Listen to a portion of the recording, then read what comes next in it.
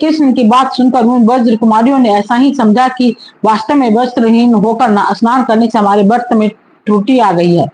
अतः उस निर्विघ्न पूर्ति के लिए उन्होंने समस्त कर्मों के साक्षी श्री कृष्ण को नमस्कार किया। उन्होंने नमस्कार करने से ही हमारी त्रुटियों अपराधों का मार्जन हो जाता है।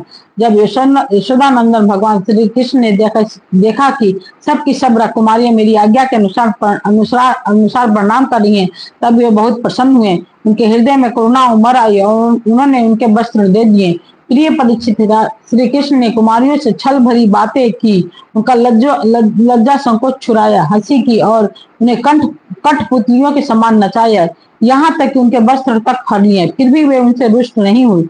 उनकी इन चेष्टाओं को दोष नहीं माना, बल्कि अपने प्रियतम के संग से वे और भी प्रसन्न हुई। परीक्षित, गोपियों ने अपने अपने वस्त्र पहन लिए, परंतु श्री कृष्ण ने उनके चित्त को इस प्रकार अपने बस में कर लिया था कि वे वहां से एक पग भी नहीं चल सकी। अपने प्रियतम के समागम के लिए सजकर वे उन्हीं की ओर लज्जिली चितवन से निहारती रही। भगवान श्री कृष्ण ने देखा कि उन कुमारियों ने उनके चरण कमलों के स्पर्श की कामना से ही व्रत धारण किया है और उनके जीवन का यही एकमात्र संकल्प है। उन गोपियों के प्रेम का अधीन होकर उखल तक में बंध जाने वाले भगवान ने उनसे कहा, मेरी परम प्रेसी कुमारियों, मैं तुम्हारा यह संकल्प जानता हूँ। तुम मेरी पूजा करना चाहती हो। मैं तुम्हारी इस अभिलाषा का अनुमोदन करता हूँ। तुम्हारा यह संकल्प सत्य होगा। तुम मेरी पूजा कर सकोगी।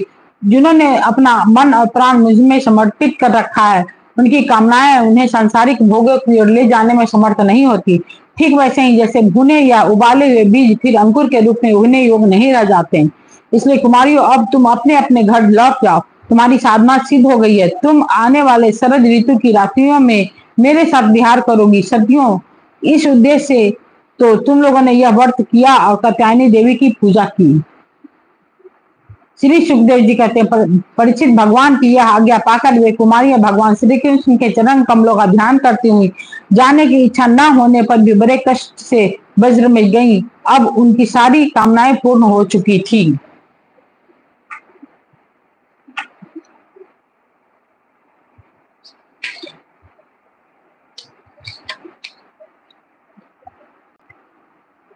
प्रिय परीक्षित, एक दिन भगवान श्री कृष्ण बलराम जी और ग्वाल बालों के साथ गौवे चराते हुए वृंदावन से बहुत दूर निकल गए। ग्रीष्म ऋतु थी। सूर्य की किरणें बहुत ही प्रखर हो रही थी, परंतु घने घने वृक्ष भगवान श्री कृष्ण के ऊपर छत्ते का काम कर रही थी।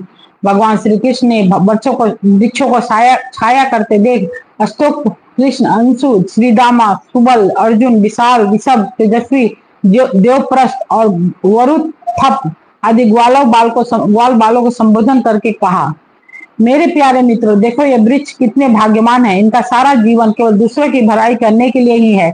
ये स्वयं तो हवा के झोंके, बरसात, धूप और पाला सब कुछ सहते हैं, परंतु हम लोगों की उनसे रक्षा करते हैं।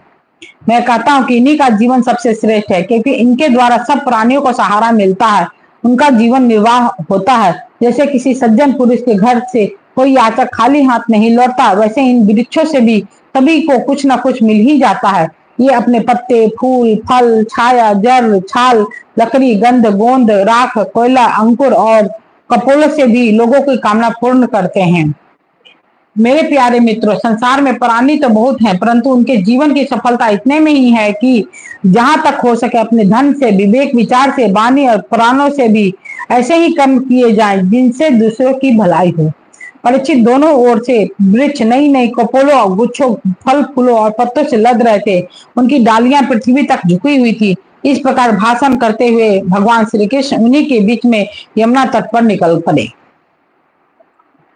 राजन, यमुना जी का जल बड़ा ही मधुर, शीतल और स्वच्छ था। उन लोगों ने पहले गौवों को पिलाया और उसके बाद स्वयं भी जी भरकर स्वादु जल का पान किया।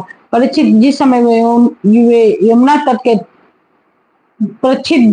यमुना जी के तट पर हरे भरे उपवनों में बड़ी स्वतंत्रता से अपनी गौवें चरा रहे थे, उसी समय कुछ भूखे ग्वालों ने भगवान श्री कृष्ण और बलराम जी के पास आकर ये बात कही।